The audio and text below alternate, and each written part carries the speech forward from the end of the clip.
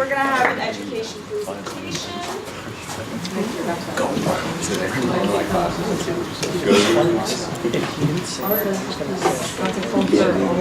a phenomenon. Yes, I am.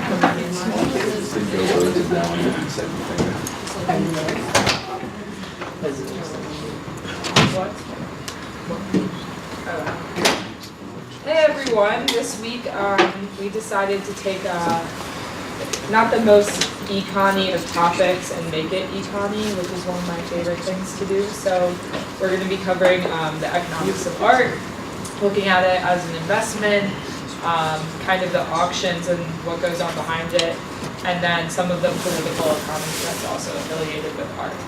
So I'm going to kick it off by covering kind of the investment side of art. So art as an investment. Recently, it's been a huge discussion as to whether or not art should be its own asset class. So if you think of asset classes, you can think of things like stocks and other investment tools that we like mainstream-wise think are investments. And there's been a growing demand for art to be treated the same way. And if you look at it like a market, it's kind of similar to real estate, but not really. It's high risk, it's very liquid, it's opaque, it's completely unregulated, it has very high transactional costs, and it's very volatile. So it's very susceptible to trends and fads. And then lastly, it's completely unhedgeable. So there's nothing that you can do. Turn the lights down a little. Turn the lights on? Yes. I don't like that capability. Do you want It's this? a little hard to see back here. I can do this. That's good. I like that. Is this fine? Are we good with being in the dark? This is a first for the EA. I like it. Okay, so, and it's completely unhedgeable. So you can't do any financial tricks like you would be able to do in futures markets and things like that to try to make it a safer bet. Looking more into it, the financial services have kind of picked up art as an investment because very wealthy people have been buying into art. So there's financial tools like art advisory services, art lending, and art investment services. And that's basically just supporting wealthy people who want to invest in art. There's portfolios now that you can invest in and things like that. But it's not a very well-developed sector within the finance industry. The next topic is kind of whether or not art is a good investment. So I think we've all heard of some pretty famous pieces of art. I looked at the price change over 40 years of a painting called Irises by Vincent van Gogh. In 1947, this painting was bought by this like old lady. I guess she wasn't old then. And she bought it for $84,000. 40 years later, her family sold it, and they sold it for $53.9 million. So over 40 years, they got a pretty large growth in that investment, and that's nothing that you could ever get in the stock market. So something like this would suggest that art is a really great investment, and we should all be buying art. But if you take a step back, and Stanford did a huge study on this, art really isn't that great of an investment. So people like Vincent van Gogh don't come about all the time, but there's still a ton of art. And there's a lot of amateur artists, and it's very difficult to determine whether or not they're going to become something one day with regards to art. So if you look at someone like Michelangelo, who did the statue of David, he was discovered very young. He was discovered around like 13 years old. And that's just not something that happens today, really. There aren't really that type of program that like tries to train artists and things like that. So discovering good art that's going to really change its value is very difficult. The other component is things like pieces by Michelangelo or by Leonardo da Vinci have already capped out kind of at what their value is. So we're not going to see huge increases in that. And now, Vic's going to kind of talk about who commissioned these artists, where the art supply comes from, things like that.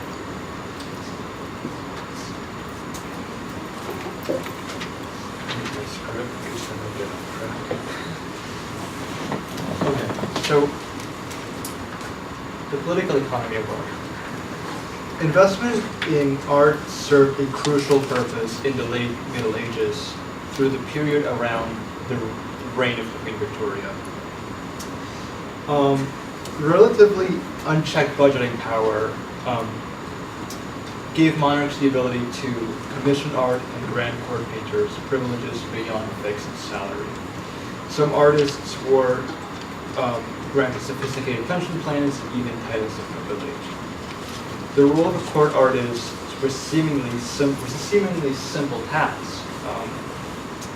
They should portray the monarch and his family in a way that exuded power of their title and their respective country. It was not always easy, however, because they would have to tackle with guys like this, and there's only so many ways that you can beautify the face of a king that has been the result of inbreeding for 15 generations. So if he failed, he would get his neck chopped off, right? He would get executed. In France, King Louis XIV made the arts central to his reign.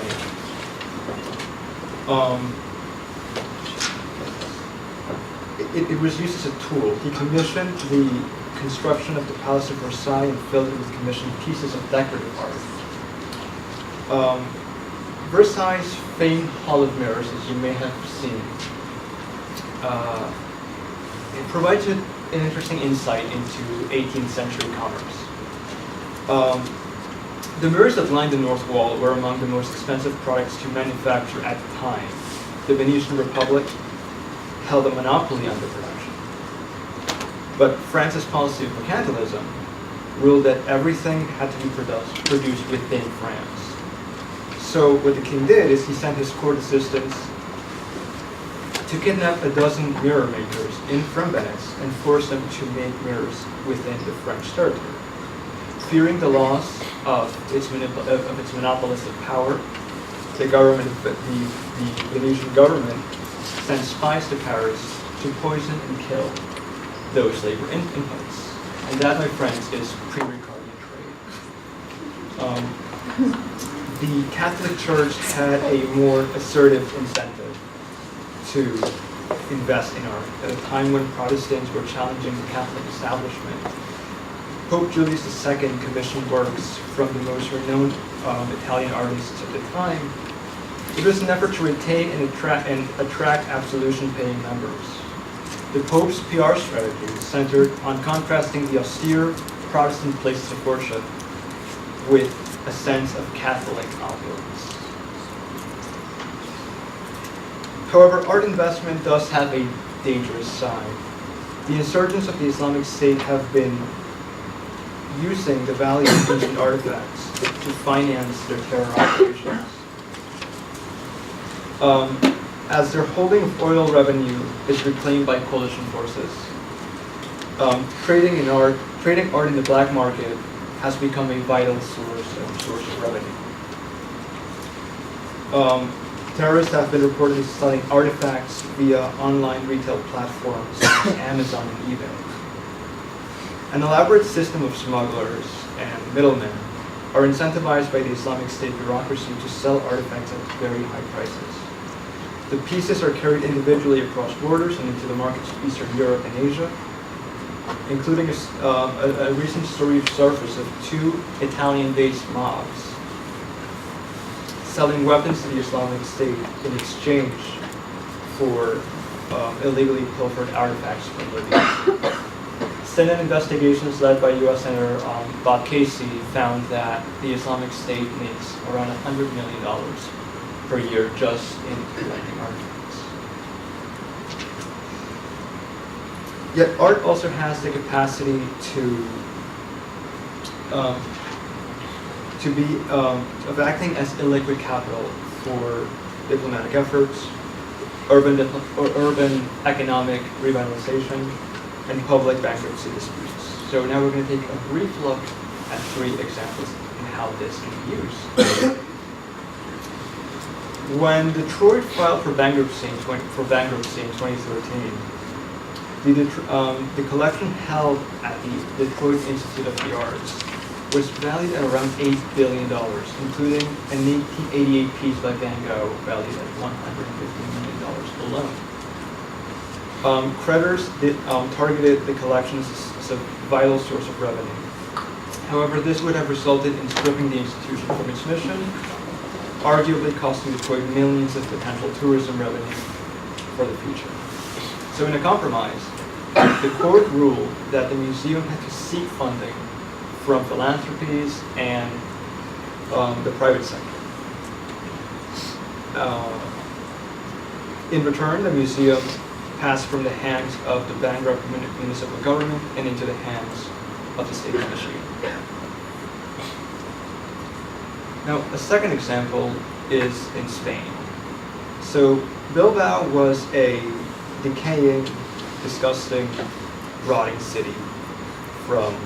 It was basically an industrial wasteland. It was polluted. So in an effort to catalyze tourist activity as part of an extensive urban renewal, the provincial government pledged to use public funds to cover the $100 million in construction costs of a new museum, $50 million to acquire part of the collection, and $20 million to subsidize the Guggenheim's annual budget in their New York flagship museum. And what was the result? The efforts worked. Tourism in the city quadrupled and generated 500 million euros worth of economic activity. The city and the museum were also the location for the production of the 1999 film, The World Is Not Enough, which is a 007 film, and it was the setting for a 1999 Mariah Carey music video. Yet art has also the capacity to be a diplomatic tool.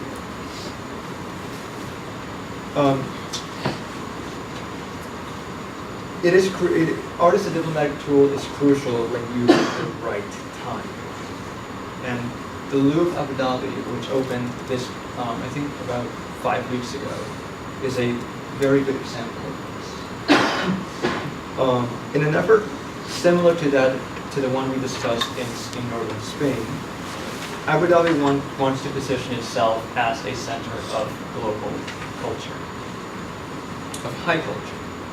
That is why the oil-rich state paid $550 million to lease the brand of the Louvre from Paris and use it for a 40-year period. So the royal family of Saudi Arabia, acting on behalf of the Abu Dhabi government in the neighboring UAE, acted on behalf to purchase Salvador Dali, which is the last remaining Leonardo in existence, for a cost of $500 million at Christie's auction house in New York. This work now hangs in the Louvre Abu Dhabi, and it serves also as a way to show the friendship between both countries, especially now at a time of heightened tensions with neighboring Iran. Being purchased at an auction house, it was a very complicated process, and now to discuss a little more on how auctions work, Samita is going to specialize in that.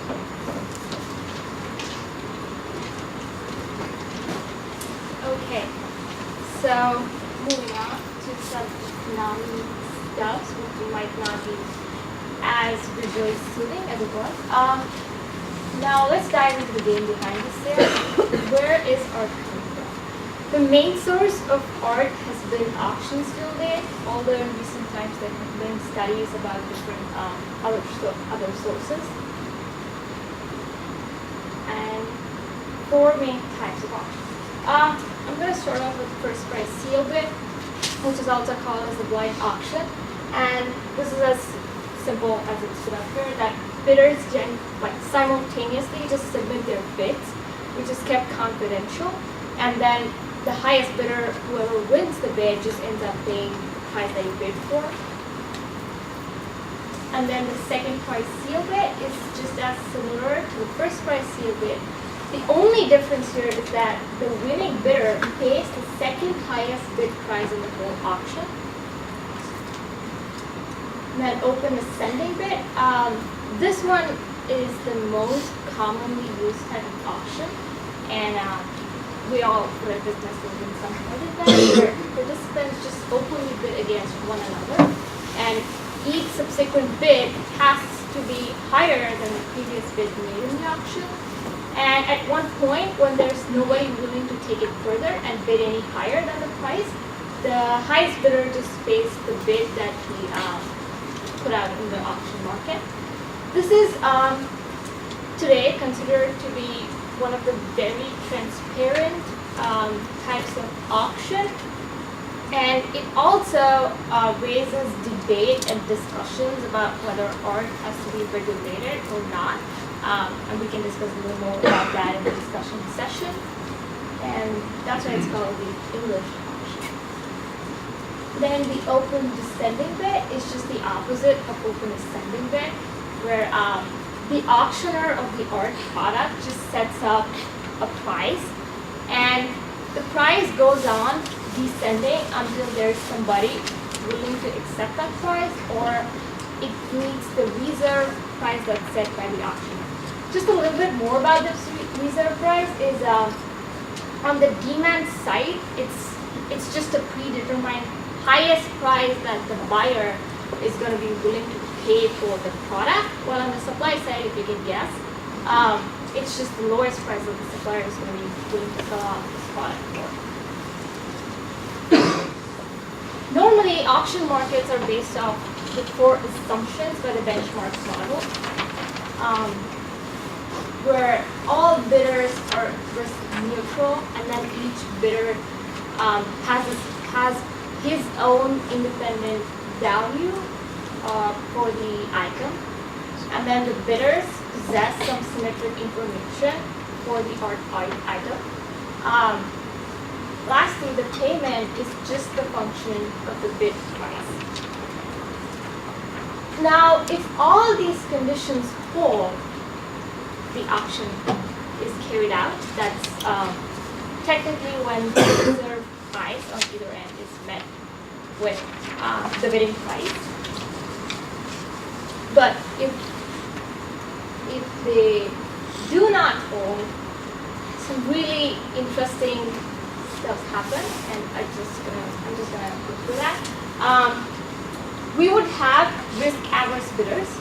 Now, what this would mean is that an addition of cost, because any risky behavior is going to incur some additional cost, and then that will change the price, the true value of the art item. And then the second assumption, when we relax that, the bidder's values for the item is not going to be independent. This is simply that there would be 2 different classes, and then everybody would be drawing from different valuations. If you can think it this way, the best example for this would be dealers and collectors of exhibitions. And that's also called the winner's curse, because generally one bidder is going to value the art item higher than everybody estimates, and then when the winning result is conveyed, he realizes that he ended estimating his value higher than anybody. Asymmetric model is going to be when there's correlated values, and again, they're going to be drawing different valuations for the item. Lastly, when payment is just not a function of only the bids, the auctioneer is going to be incorporating a lot of additional factors. A few examples would be royalties and then incentives. Well, this would technically mean that the true value of the item is getting changed because there's an add-on factor in the function of the price itself. So lastly, just to close it out, some of the information that we found that we thought was really interesting was why governments feel the need to subsidize art. So why is Abu Dhabi investing so much money in having the Louvre as a part of their brand or things like that? And there's a lot of evidence to show that art actually has some really positive externalities on society. So it's oftentimes referred to with regards to art as cultural spillover. So there's these positive things that having art in your society provides. There's a connection between art and art education and literacy. So if you look even back to the Catholic Church, they created art actually to represent biblical stories because people couldn't read. And using art as a way to teach people how to read in those things has been really successful. Second, social awareness. So art is often a commentary on what's going on in society and things like that. And that's super beneficial to having an educated populace and things like that. And then lastly, just overall happiness. So if you enjoy going and like sitting in a museum, that's pretty positive, and it gets people and kids especially out of doing other things that probably wouldn't be as productive. And if you just look at some nations that fund art initiatives, this is the Uffizi Gallery in Italy. The one on the right is in DC, it's the Smithsonian American Art Museum, and then the last is the Louvre in Paris. But most nations today, except for like, I guess Russia kind of does, but not really, has some sort of level of funding for art. So we have discussion questions that we will probably just go over as a group for time's sake. So anyone want to start off with one question? Take the lead. Any